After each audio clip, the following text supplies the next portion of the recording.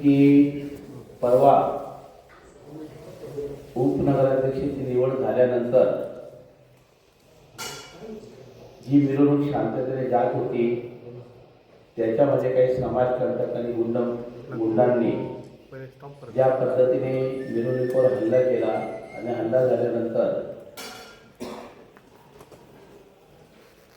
माजी आमदार श्रीदादा चौधरी यांनी पोलीस स्टेशनला ती कॉम्प्रोमाइज घडून आणली। तो शहरामध्ये ताणतणाव नको, एकमेकांमध्ये गाव गुंडांनी आमच्या घरावरती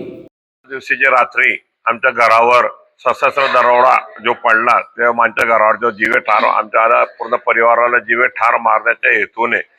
काही लोकांनी काय गावगुंडांनी जे अवैध धंदे नेहमी चालवत असं सगळ्यांनी आमच्या घरावर हल्ला केला। त्या संदर्भात आम्ही आज पत्रकार परिषद घेतलेली होती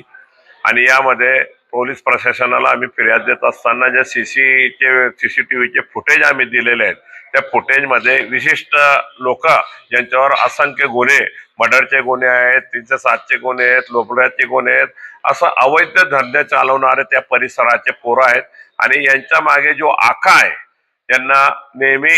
सपोर्ट करतो, राजकीय पाठबळ देतो, राजकीय संरक्षण देतो, या मागचा जो आका आहे याने या पद्धतीने आमच्या घरावर हल्ला करण्याचा त्यांनी सांगितलेलं आहे। तर मी पोलीस प्रशासनाला आम्ही माननीय आमचे नेते श्री चंद्रकांत रघुवंशी साहेब असतील, आमचे जिल्हाध्यक्ष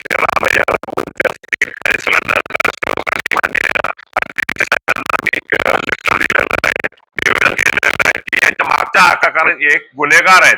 यांना कितीही काही केलं तर यांना शिक्षा होण्यापेक्षा यांच्या मागचा जो आका आहे त्याला लवकरात लवकर सापडून त्याच्यावर गुन्हा दाखल करण्यासंदर्भात आम्ही निवेदन आणि विनंती केलेली आहे। त्यामुळे आजही आम्ही माझ्या लेटर पॅडवर आम्ही त्यांना सांगू की याच्या मागचा जो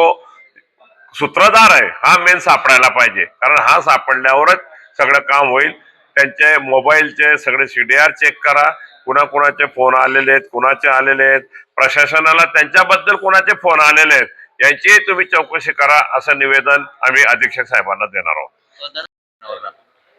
हा जो आमच्यावर खोटा गुन्हा दाखल करण्यात आलेला आहे हा राजकीय स्टंट म्हणून करण्यात आलेला आहे की जेणेकरून यांच्या नावाने गुन्हा दाखल केला तर ही केस कॉम्प्रोमाइज व्हायला पाहिजे, या हिशोबाने त्यांनी हे खोटे गुन्हे दाखल करण्यात आलेले आहेत। परंतु पोलीस प्रशासन त्यामध्ये सखोल चौकशी करतील आणि याच्यात जे दूध का दूध आणि पाणी का पाणी आहे ते निश्चित करतील। निश्चित तीच मागणी केलेली आहे की आरोपींना कठोर कारवाई करण्यासाठी यांच्यावर मोक्याच्या याच्याने संघटित गुन्हेगार आहेत ते, त्याच्यामुळे याच्यावर मोका लावण्याची आम्ही विनंती केलेली आहे। त्यांनी सांगितलं की कायद्यामध्ये ज्या पद्धतीने बसेल तसं आम्ही यांच्यावर कठोर कारवाई करू, असं आम्हाला अधीक्षक साहेबांनी आश्वासन दिलेलं आहे।